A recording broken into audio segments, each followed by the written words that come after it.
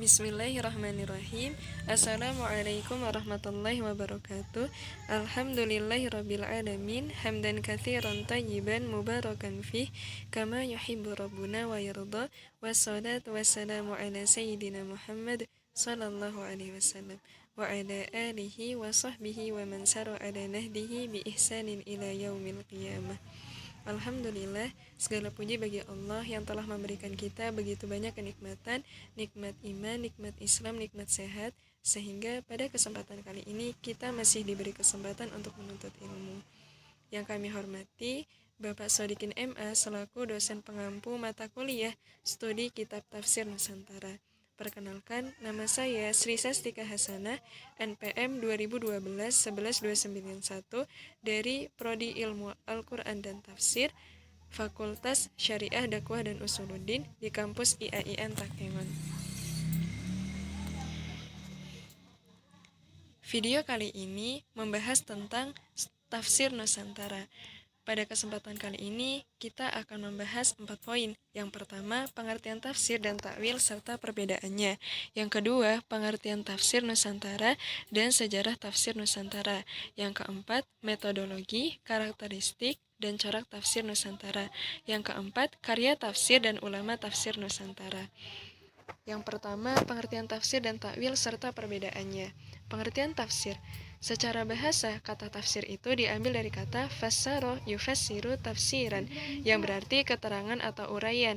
Secara istilah, tafsir adalah menjelaskan dan menerangkan tentang keadaan Al-Quran dari berbagai kandungan yang dimilikinya kepada apa yang dikehendaki oleh Allah sesuai kemampuan penafsir dan ilmu untuk mengetahui dan memahami maksud Al-Quran, menjelaskan maknanya, mengeluarkan hukum dan hikmahnya yang disandarkan kepada ilmu bahasa dan sastra, usul fiqh, ilmu qiraat, asbabun nuzul, dan nasih mansukh. Pengertian takwil. Secara bahasa, takwil berasal dari kata al-aul, yang berarti kembali atau al-rujuk. Sedangkan menurut istilah, takwil adalah memalingkan suatu lafaz dari makna zahir kepada makna yang tidak zahir, yang juga dikandung oleh lafaz tersebut, jika kemungkinan makna itu sesuai dengan Al-Quran dan As-Sunnah. Takwil adalah usaha untuk menyingkap makna yang tersembunyi dari ayat Al-Quran dan hanya dapat dilakukan oleh ulama yang mendapatkan petunjuk dari Allah. Kemudian dari segi tujuan, antara tafsir dan takwil tidak memiliki perbedaan, yakni sama-sama berusaha untuk menjelaskan makna ayat Al-Quran. Perbedaan tafsir dan takwil. Tafsir sifatnya lebih umum daripada takwil. Tafsir menyangkut seluruh ayat, sedangkan takwil hanya berkenaan dengan ayat-ayat yang mutasyabihat, samar, dan perlu penjelasan. Kemudian pengertian tafsir Nusantara. Tafsir Nusantara terdiri dari 2 kata, yaitu tafsir dan Nusantara. Pengertian tafsir sudah dijelaskan di awal tadi. Pengertian Nusantara. Nusantara terdiri dari 2 kata, yaitu nusa dan antara. Kata nusa berasal dari bahasa Jawa kuno yang berarti pulau, sedangkan antara berasal dari bahasa Sanskerta yang bisa bermakna perbedaan, jarak, selisih, ataupun luar. Dalam Kamus Besar Bahasa Indonesia (KBBI), Nusantara merupakan sebutan atau nama bagi seluruh wilayah kepulauan Indonesia. Jadi, tafsir Nusantara adalah upaya yang dilakukan untuk menjelaskan kandungan Al-Quran kepada bangsa Indonesia melalui bahasa yang digunakan oleh bangsa tersebut, baik dalam bahasa nasional yaitu bahasa Indonesia itu sendiri, maupun dalam bahasa daerah seperti bahasa Melayu, Jawa, dan Sunda, yang disampaikan secara lisan maupun tertulis, seperti tertulis dalam kitab-kitab tafsir, makalah-makalah, atau artikel-artikel dalam bentuk manuskrip atau hasil cetakan. Selanjutnya, bagaimana sejarah tafsir Indonesia? Secara singkat, aktivitas seputar Al-Quran di Indonesia dirintis oleh Abdurrauf Singkili yang menerjemahkan Al-Quran ke dalam bahasa Melayu pada pertengahan abad 17. Upaya rintisan ini kemudian diikuti oleh Munawwar Khalil, yaitu tafsirnya Tafsir Al-Quran Hidayatur Rahman. Hasan Bandung, kitab tafsirnya Al-Furqan tahun 1928. Kemudian ada Mahmud Yunus, Tafsir Quran Indonesia tahun 1935. Kemudian ada Buya Hamka, Tafsir Al-Azhar tahun 1973. Kemudian ada Zainuddin Hamidi, Tafsir Al-Quran tahun 1959, Halim Hasan, Tafsir Al-Quranul Karim tahun 1955, Iskandar Idris Hibama dan Kasim Bakri, Tafsir Al-Quran Karim Al-Quran Hakim tahun 1960. Dalam bahasa-bahasa daerah, upaya-upaya ini dilakukan oleh Kemajuan Islam Yogyakarta, Quran Kejawen dan Quran Sandawiyah. Bisri Mustafa Rembang, Al-Ibris tahun 1960, R. Muhammad Adnan, Al-Quran Suci Bahasa Jawi tahun 1969, dan Bakri Syahid, Tafsir Al-Huda tahun 1972. Sebelumnya, pada tahun 1310 Hijriah, Kiai Muhammad Saleh Darat, Semarang menulis sebuah tafsir dalam bahasa Jawa huruf Arab. Ada juga karya yang belum selesai ditulis oleh Kiai Bagus Arafah Saleh berjudul Tafsir Jalalain Bahasa Jawi yang alus huruf Arab. Bahkan pada tahun 1924, perkumpulan Mardikintoko Kauman salah menerbitkan terjemah Al-Quran 30 juz bahasa Jawi huruf Arab Pegon.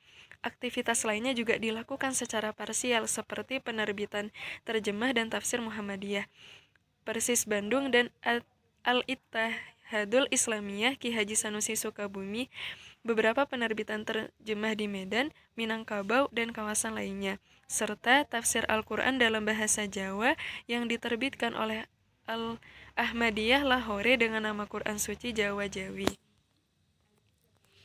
Perkembangan penafsiran Al-Quran di Indonesia jelas berbeda dengan yang terjadi di dunia Arab atau Timur Tengah, tempat turunnya Al-Quran, sekaligus tempat kelahiran tafsir Al-Quran. Perbedaan tersebut terutama disebabkan berbedanya latar belakang budaya dan bahasa. Oleh karena itu, proses penafsiran Al-Quran untuk bangsa Indonesia harus melalui penerjemahan ke dalam bahasa Indonesia terlebih dahulu, kemudian baru diberikan penafsiran yang luas dan rinci, sehingga tafsir Al-Quran di Indonesia melalui proses yang lebih lama jika dibandingkan dengan yang berlaku di tempat asalnya atau Timur Tengah. Berdasarkan kondisi yang demikian, tafsir Al-Quran di Indonesia dapat dibagi menjadi beberapa periode. Yang pertama, periode klasik. Kedua, periode pertengahan. Ketiga, periode pramodern. Dan keempat, periode modern hingga sekarang. Penetapan keempat periode perkembangan tafsir Al-Quran itu didasarkan pada ciri-ciri tafsir. Pembahasan selanjutnya tentang perkembangan tafsir di Indonesia. Yang pertama, periode klasik, yaitu abad ke-7 sampai ke-15 Masehi. Yang dimaksud dengan periode klasik adalah sejak permulaan Islam sampai ke Indonesia, sekitar abad ke-1 Hijriah dan ke-2 Hijriah, dan berlangsung sampai abad ke-10 Hijriah, atau abad ke-7 sampai 15 Masehi. Penafsiran yang terjadi selama kurun waktu kurang lebih 9 abad itu disebut periode klasik, karena merupakan cikal bakal bagi perkembangan tafsir pada masa-masa sesudahnya. Penafsiran pada periode ini boleh dikatakan belum menampakkan bentuk tertentu yang mengacu pada al-ma'thar atau al-ra'yu, karena masih bersifat umum. Yang kedua, periode tengah abad ke-16 sampai ke-17 Masehi. Tafsir Al-Quran pada masa ini lebih berkembang dan lebih dapat dipertanggungjawabkan secara ilmiah karena tidak didasarkan pada kekuatan ingatan semata sebagaimana periode klasik, dan sudah mempunyai buku pegangan yang representatif dari ahli tafsir yang kompeten dan profesional. Yang ketiga, periode pramodern abad ke-19 Masehi. Pada abad ke-18, muncul beberapa ulama-ulama yang menulis dalam berbagai disiplin ilmu termasuk tafsir, meskipun yang paling menonjol adalah karya yang terkait ilmu mistik atau ilmu tasawuf. Selanjutnya, periode modern abad ke-20 Masehi. Sejak akhir tahun 1920-an dan seterusnya, sejumlah terjemahan Al-Quran dalam bentuk per juz, bahkan seluruh isi Al-Quran mulai bermunculan. Kondisi penerjemahan Al-Quran semakin kondusif setelah terjadinya Sumpah Pemuda pada tahun 1928 yang menyatakan bahwa bahasa persatuan adalah bahasa Indonesia. Selanjutnya, metodologi penafsiran tafsir Nusantara. Metodologinya itu ada 4. Yang pertama, metode ijmali atau global, yaitu menafsirkan Al-Quran dengan cara singkat dan global tanpa uraian panjang lebar. Yang kedua, metode tahlili atau disebut dengan analisis, yaitu menafsirkan ayat-ayat Al-Quran dengan memaparkan segala aspek yang terkandung di dalam ayat-ayat yang ditafsirkan itu, serta menerangkan makna-makna yang tercakup di dalamnya, sesuai dengan keahlian dan kecenderungan mufassir yang menafsirkan ayat-ayat tersebut.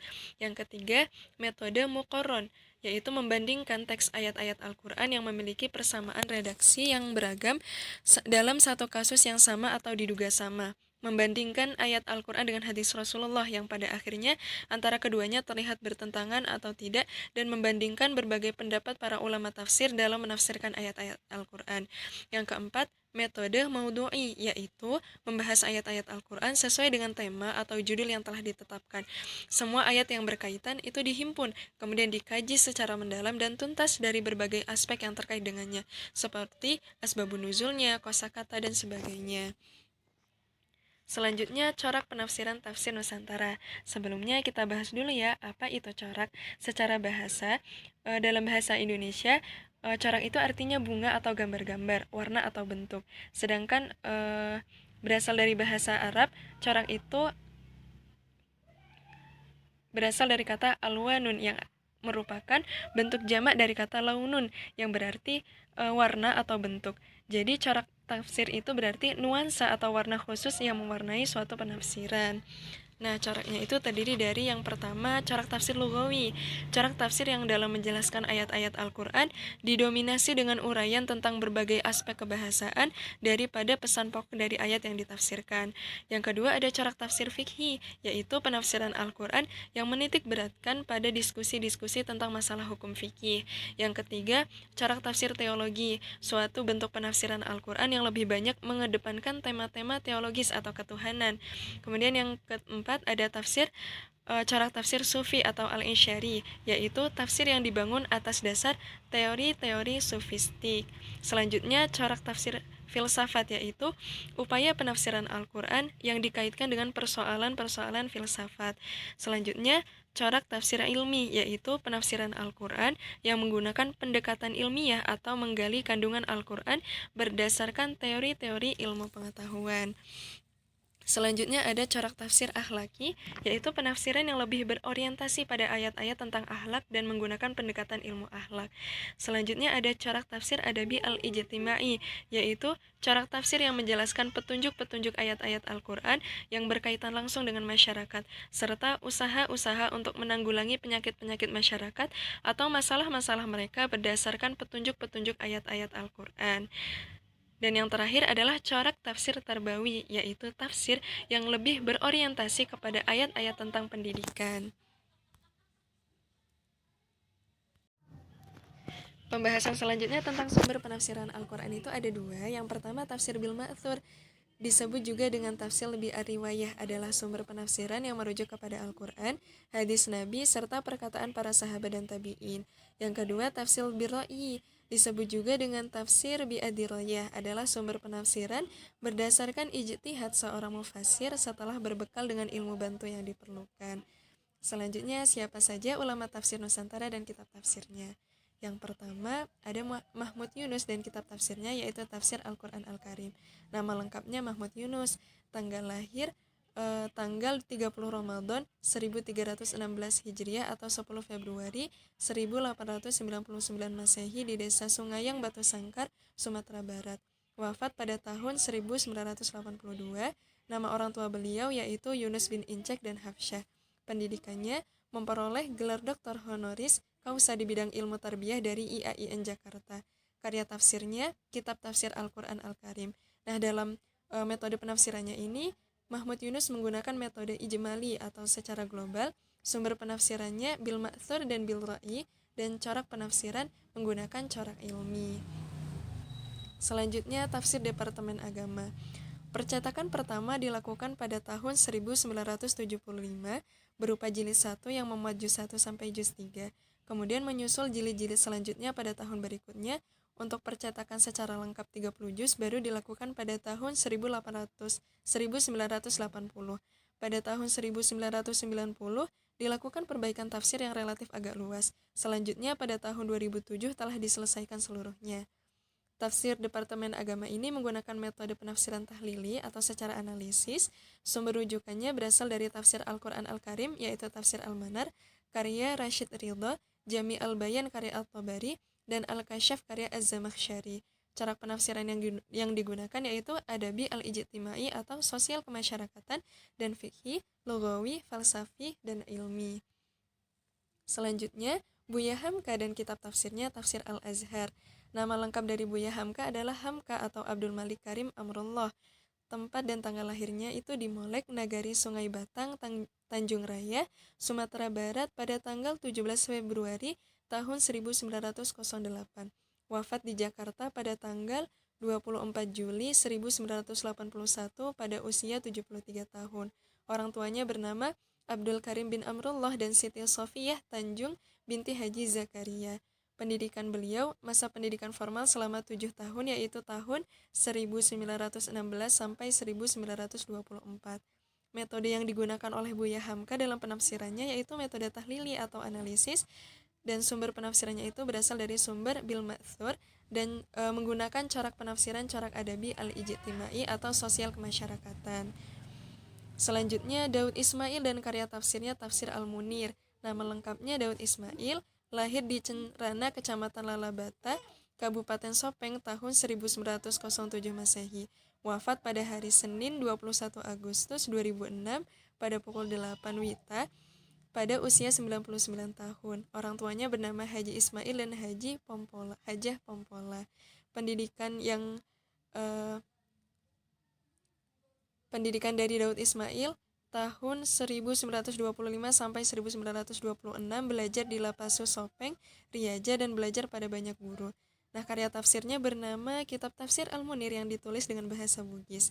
Metode yang digunakan dalam penafsiran yaitu metode ijmali dan tahlili dan menggunakan corak penafsiran, corak fikih. Selanjutnya ada Muhammad Quraisy Shihab dan kitab tafsirnya yaitu Tafsir Al-Misbah. Nama lengkapnya Muhammad Quraisy Shihab.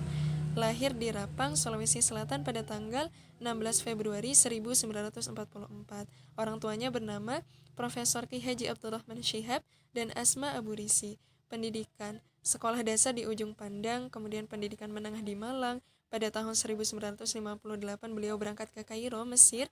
Pada tahun 1967 meraih gelar LC S1-nya. Kemudian pada tahun 1969 meraih gelar MA.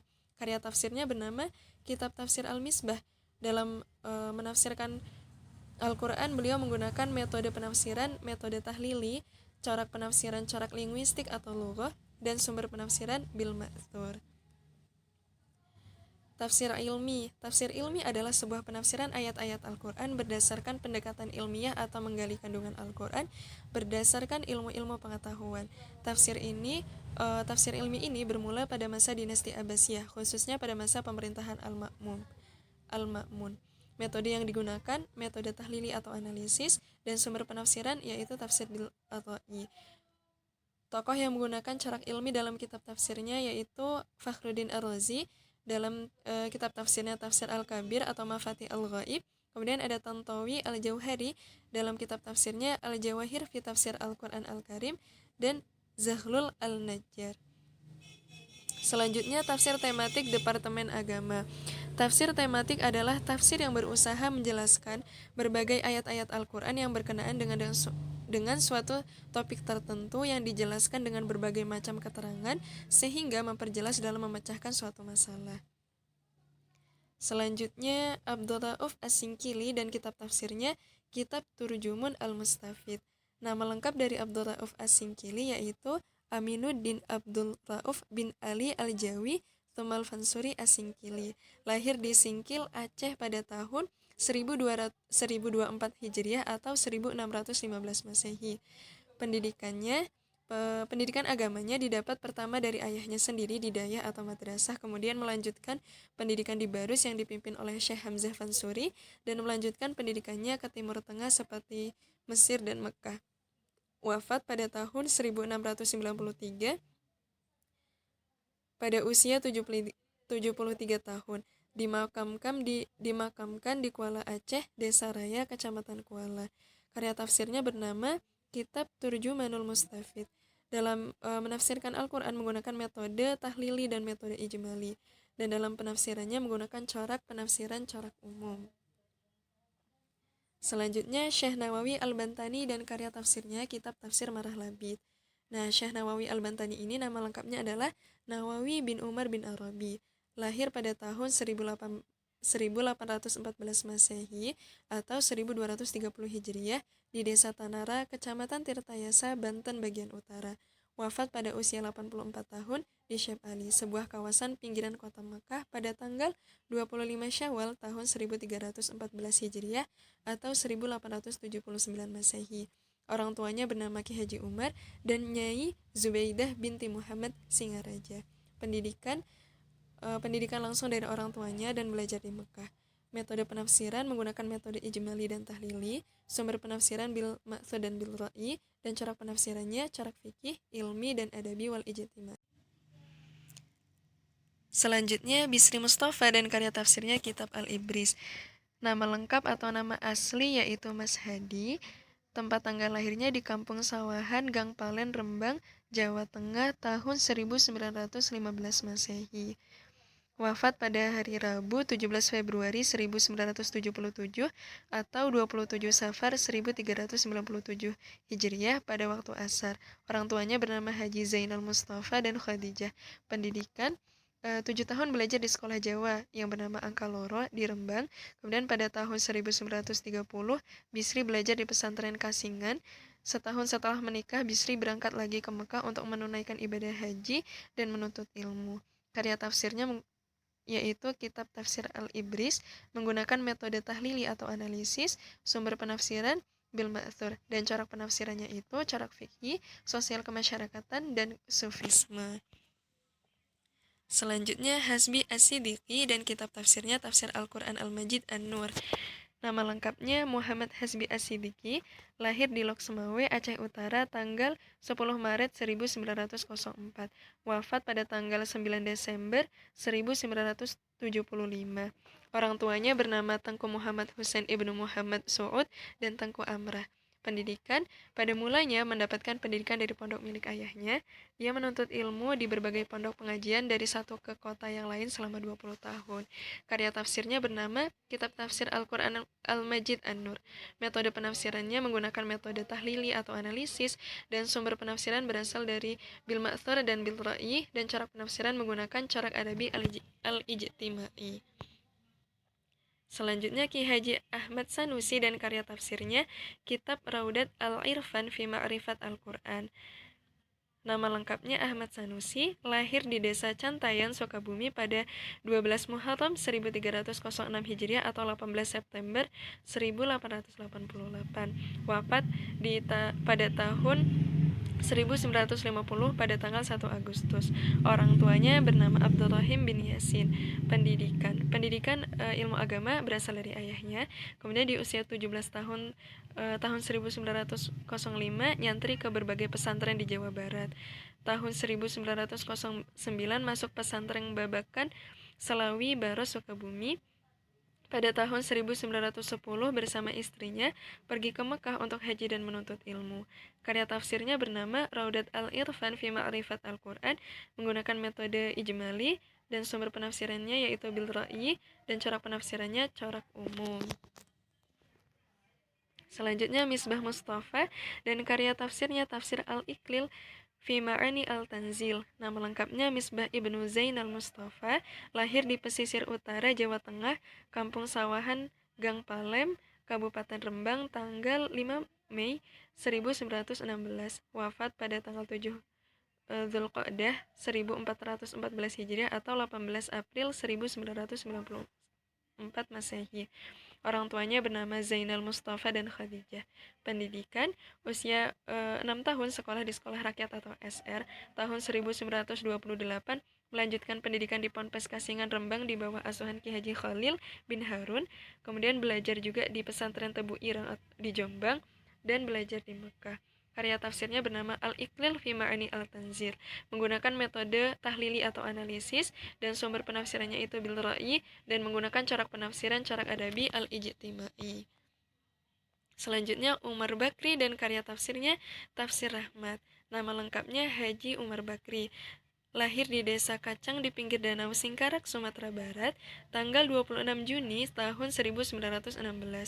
Pendidikan, pendidikan di awal yaitu di sekolah desa di Kacang, kemudian sekolah tawalib di Diniyah Putra Padang Panjang, tamat Diniyah tahun 1931 dan tawalib tahun 1932. Selanjutnya di Kuliatul Mu'allimin Islamiyah Padang, tamat tahun 1936 dan tahun 1954 masuk Fakultas Sastra Universitas Indonesia.